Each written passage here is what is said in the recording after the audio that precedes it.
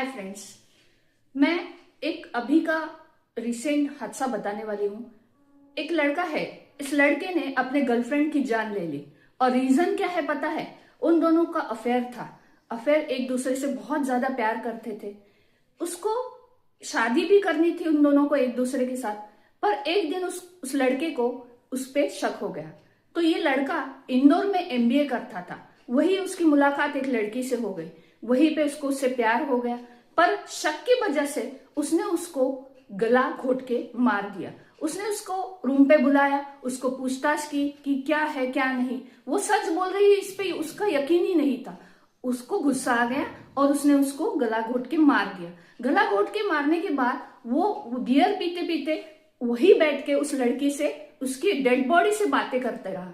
बातें करने के बाद उसने उसके साथ जबरदस्ती की और उसके बाद वो एक शहर चला गया। वहां कुछ तो सामान खरीदा जादू टोने का, और रूम पे आके उसने उसको, उसके आत्मा को, उस लड़की की आत्मा को बुलाने की कोशिश की। कि ये समझ रहा था कि वो नहीं, उसने झूठ बोला, कम से कम उसकी आत्मा तो सच बोल देगी।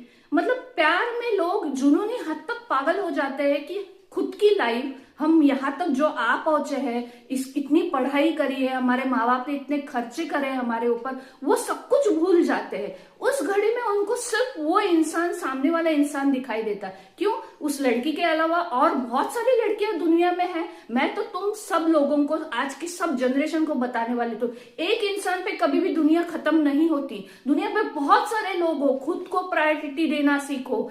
गलत काम करने से बार 100 बार सोचो कि मैं यहाँ तक जो आ पहुंचा हूँ, मैंने इतने सब मेहनत करके, पढ़ाई करके मैं यहाँ तक आ पहुंचा हूँ, तो ये सब करने के लिए कोई एक इंसान मेरी जिंदगी खराब कर सकता है?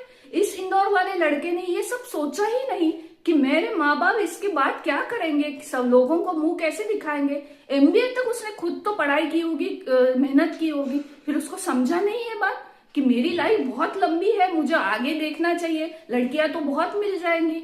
इसका मतलब ये नहीं कि आप लोगों को चीट करते फिरो, मैं ये नहीं बोल रही हूँ। जो आपके साथ सिंसियर है, पर थोड़ा यकीन करना सीखो, भरोसा करना सीखो, क्योंकि नसीब बदलते वक्त नहीं लगता। जो आज आपको चीट कर रहा है, कल उसको कोई चीट करेगा। तो ये हिसाब करना आपका काम नहीं है। आपका काम क्या है? आपका लाइफ सही दिशा में लेके जाना है।